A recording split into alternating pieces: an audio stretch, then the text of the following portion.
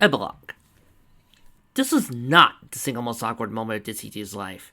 That dubious armor still held firmly to the day when her father had dragged her down to Castor-Cut's house, yelled at him in front of his wife and daughter for mounting her, and demanding that Castor pay to support Dizzy's foal. All while she stood there like an overweight dirt-bodied lump.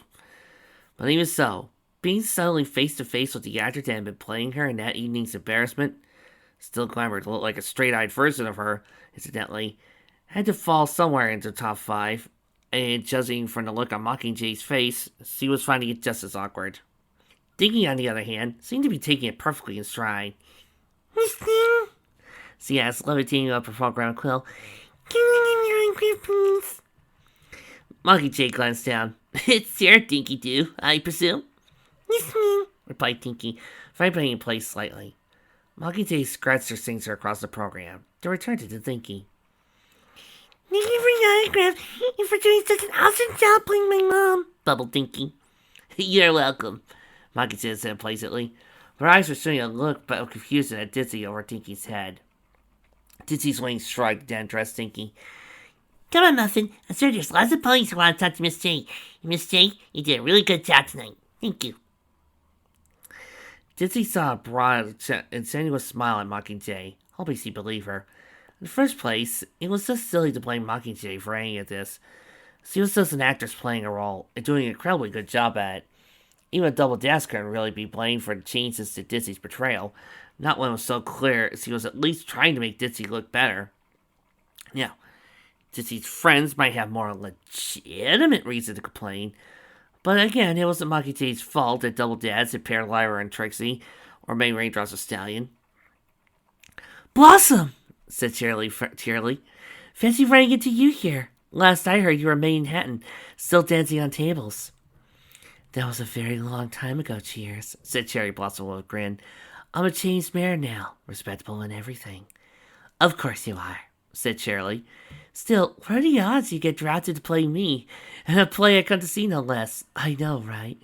You think the princess had anything to do with this?" "Who knows?" replied Cheerily with a shrug. "These yours?" she said, gesturing to the 2 foals tucked up against Cherry Blossom's flanks. "Yes," said Cherry Blossom with a proud smile.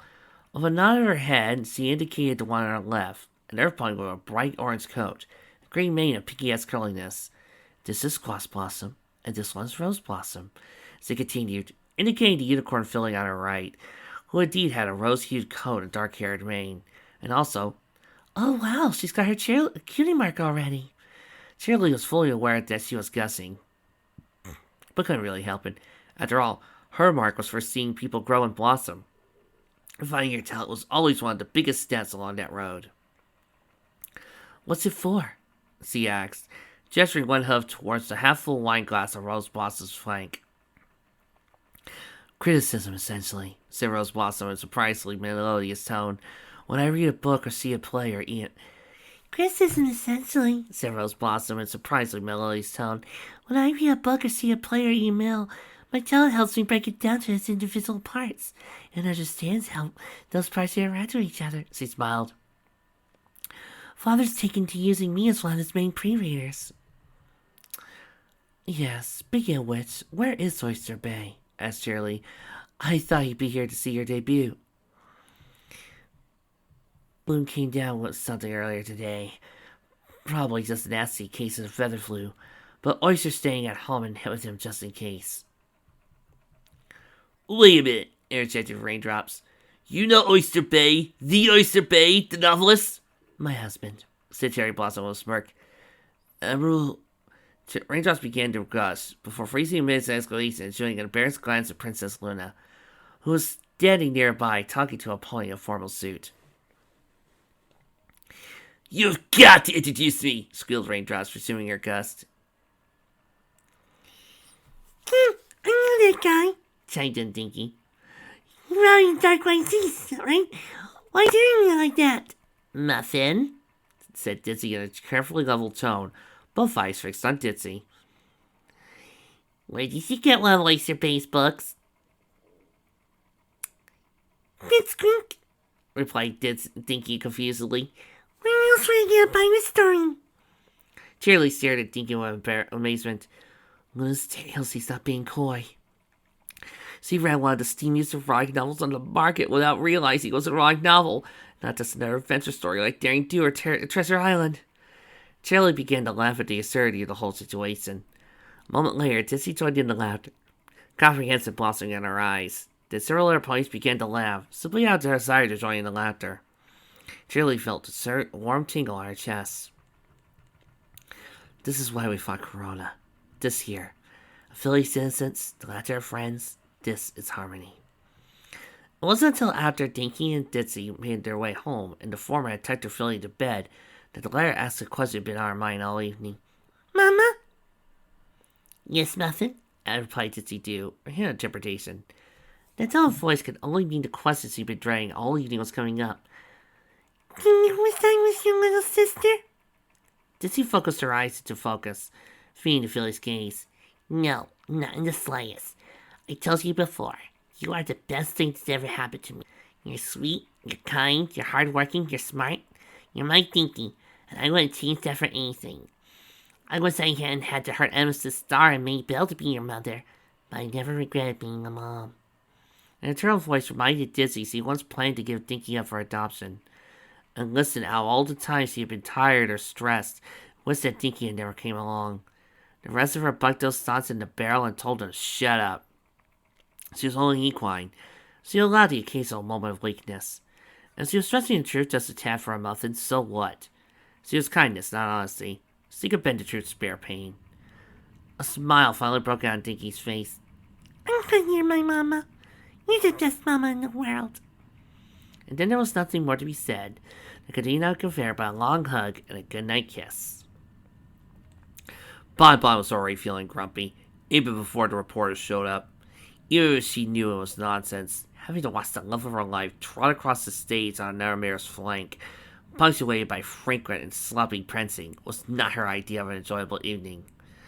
And to make matters worse, the idea had chased her into the nightscape, resulting in a chain of nightmares where she caught Lyra in bed with first Trixie, then Big Mac, and finally Corona. And then Lyra had turned that into a disgusting shark hybrid thing for the visit to Atlantis and tried to eat her. That was when Bon Bon had woken up. She was dustily in bed for a couple of minutes, holding Lyra close to her, before finally making herself roll out of bed and start the day's work. For a bit, slathering her warm nerves with a poultice of molten sugar and chopped nuts. But that was soon to be shattered. No sooner had Bon Bon fled the signs of a blonde unicorn pony trotting into the shop. Levitating a sheet of paper and acid green quill, masked one blazing on her flanks. Madam Bon Bon? Asked the unicorn flushed in turn, though her smile was more usually found in sharks. Yes. Pinprick, with the Equestrian Times, would you care to comment on the relationship between you and Dame's Heartstrings of Little Moon?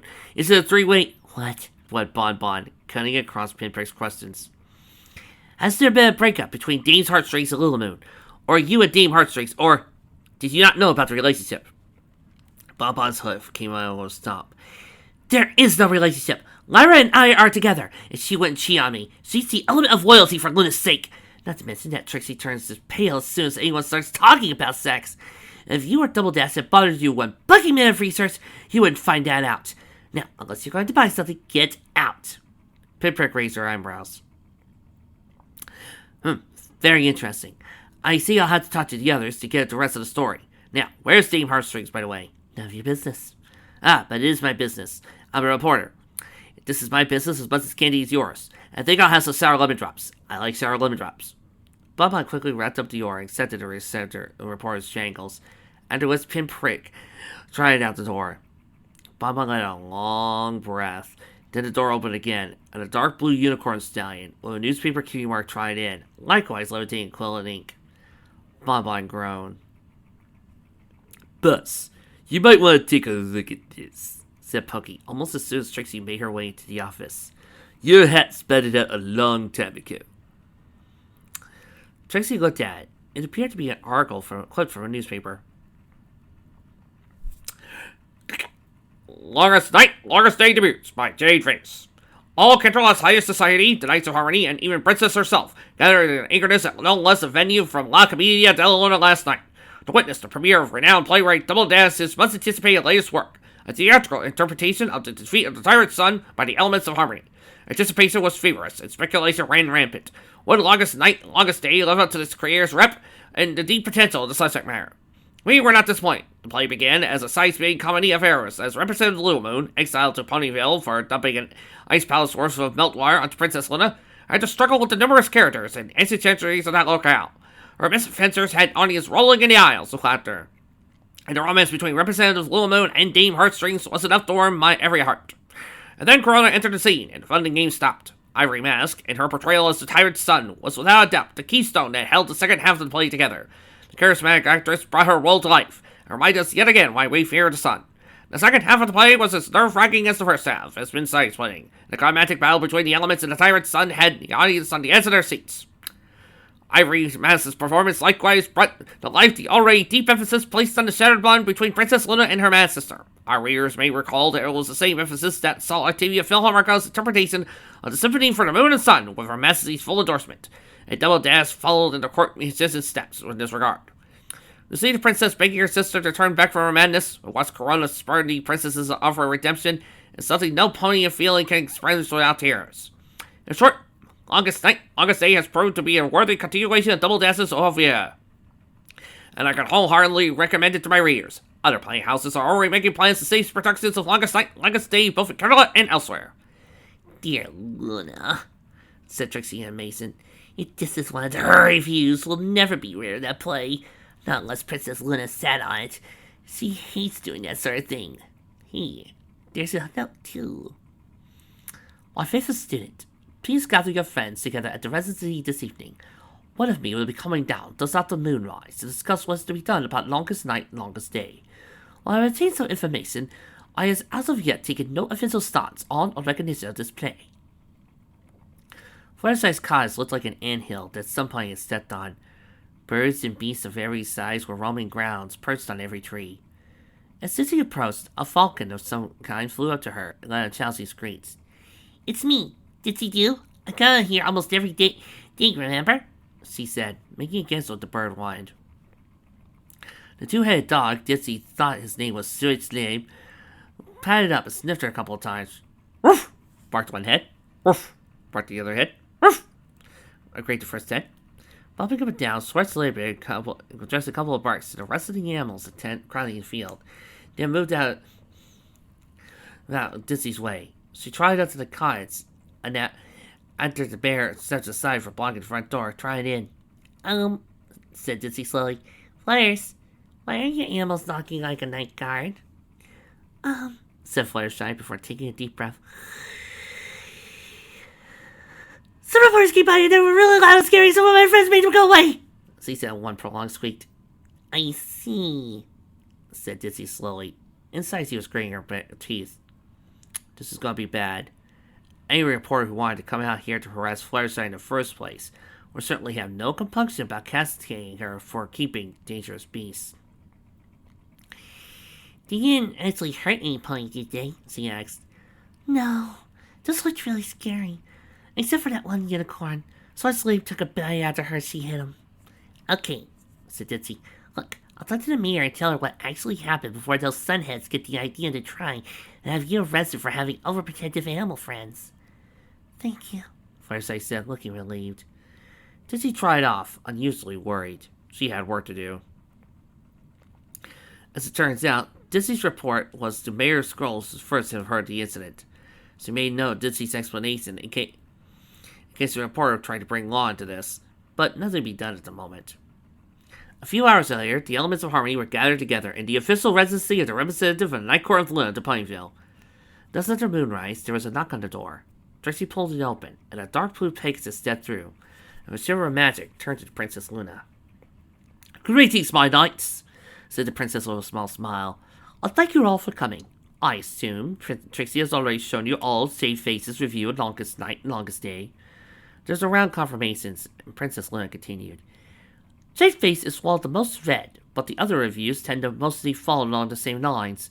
There are those who do know enough about you to lambaste Double Dash for the inaccuracies, but they are the minority. And as Trixie explained earlier, Double Dash went to the trouble of making it clear that his play is your exploits and actual recounting of them. In short, this plague is not going to go away anytime soon.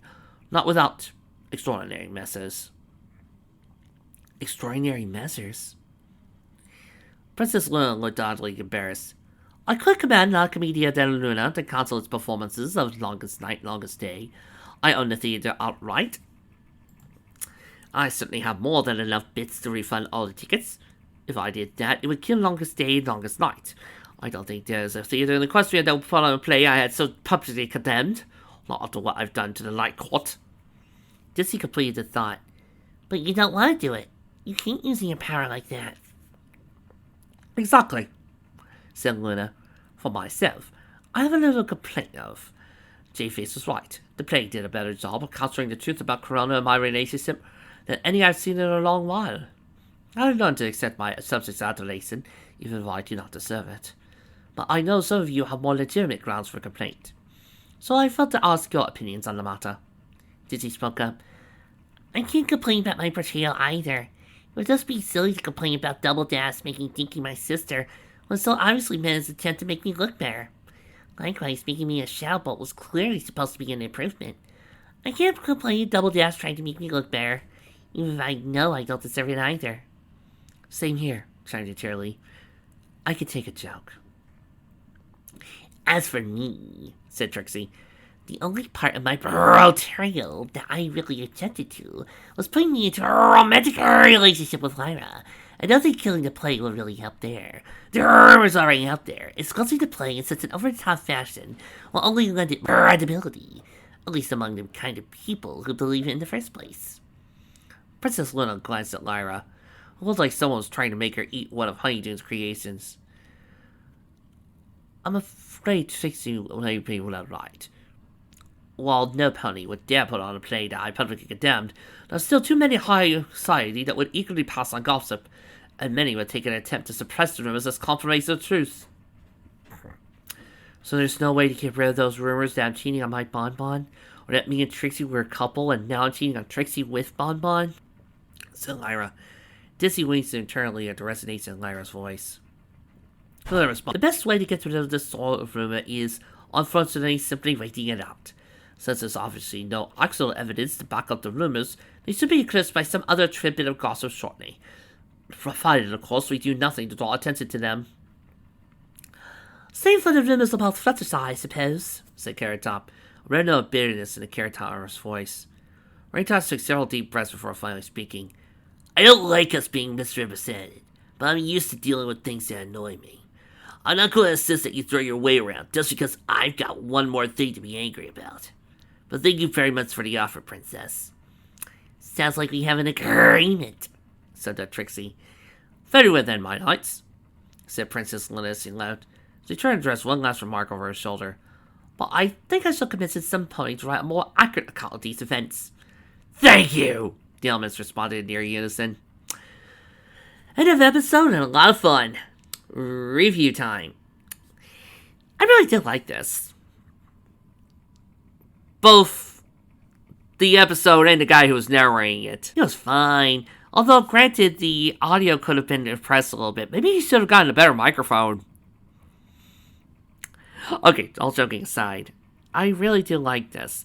As I was mentioning as the review went on, it made me think about Fame and Misfortune. And how it was treated in comparison to some of the other times you've seen comedy shows like MLP. And yes, MLP is a comedy. Like Animaniacs or Tiny Toons, or some other shows that like to take pop shots at the pork barrel against annoying fans. And I was thinking of how it could be interpreted and what could have made Fame and Misfortune go down a little bit better, other than the obvious of following the guy's actual material, and why it went down so hard. Now, one of the commenters pointed out that one of the problems was it being taken out of context. And that out of context, it seemed like they were saying that no good fans existed. I have to agree with that, and I would also like to add, because, well, I'm a giant Sonic fan. I've just gotten back into being into the Sonic fandom. And one of the things that stopped me from being into the Sonic fandom was that nobody talked about the good side of the fandom. I mean, have you seen how many times something like Darkly goes, "Oh, look at the Sonic OCs! See how edgy and fetishistic there are?" Yeah, there are plenty of those, but there are also plenty of Sonic OCs that are just normal mammals or something else that are not fetishistic. You don't have to say everybody is like this, because they're not! And saying it otherwise is stupid, repugnant, and I hate blanket comments. Or try to say that all fandoms like this type of disgusting thing, or fandoms like this type of disgusting thing. Or that all Sonic fans were like this, or like that, and they kept saying it. They never talked about the good types of fans, and yes, that pushed me away from that. But after watching things like Game Apologists, Some Call Me Johnny, and others, I got to see the stuff of the Sonic fandom that I like. The fan art, some really great fanfics, which will be starting soon. All the really great fan games out there. All the stuff that are important to me. But I can understand where some people are coming from when they feel down that they get kicked out and saying, "Oh yeah, all these fans are like this." And I know that's not true.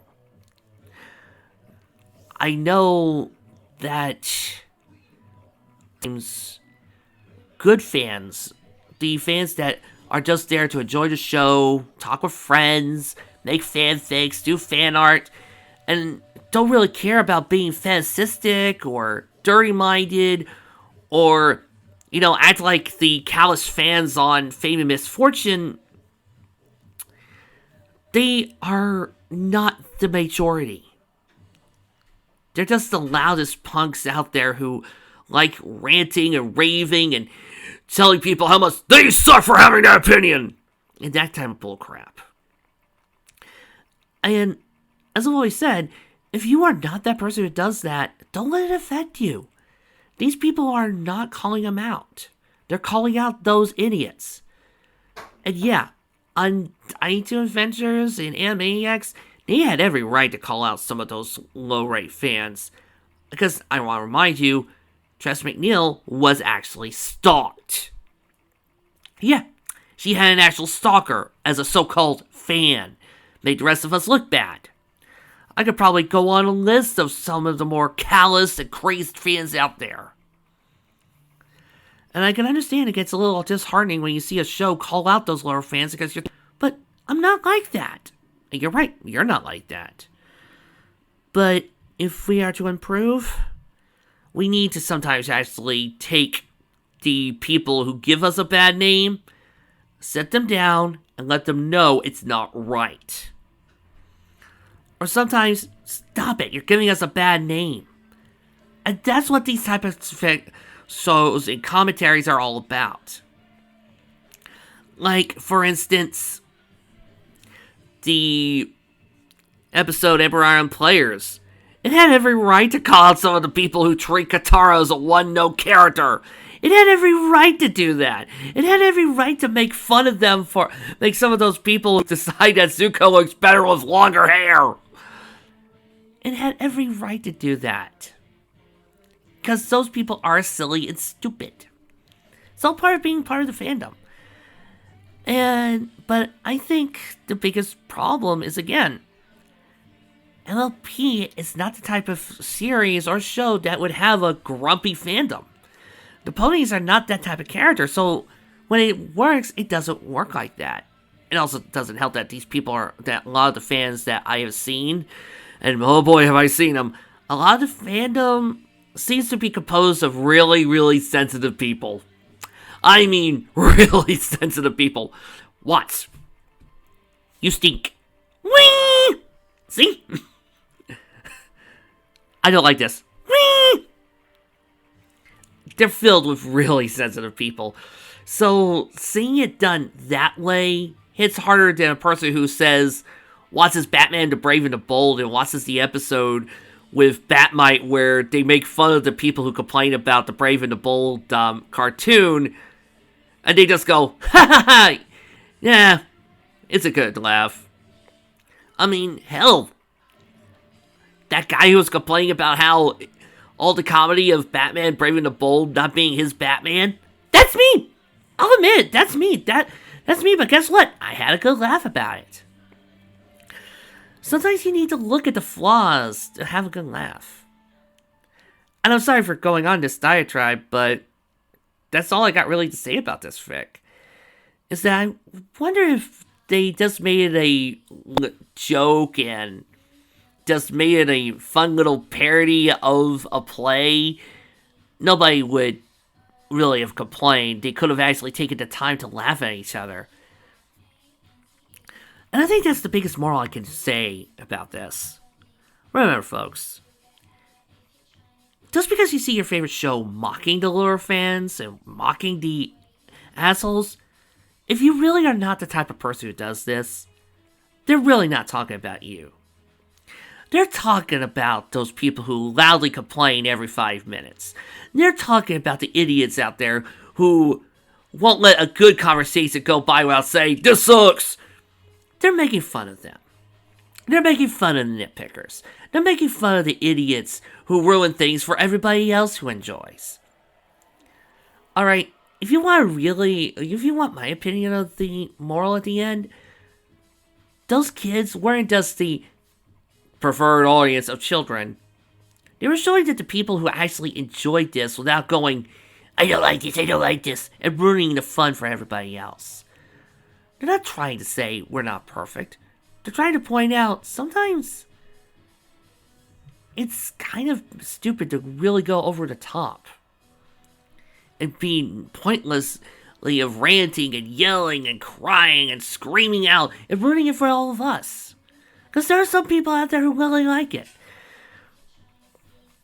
And that if you're the type of person who really isn't doing that type of thing, don't worry. They do acknowledge you. They do know that you exist. And they're happy to have you. Just remember, most of the time, your voice is in the vocal majority. You're just quiet. While those people, they're the ones who deserve it. They're the ones who ruin things. They're not the ones you should pay attention to. The only time you should pay attention to them is when you feel the need to call them out on their bullshit. Well, I made a promise. Tomorrow, we get back to Francis and Robert with Race for the Emeralds.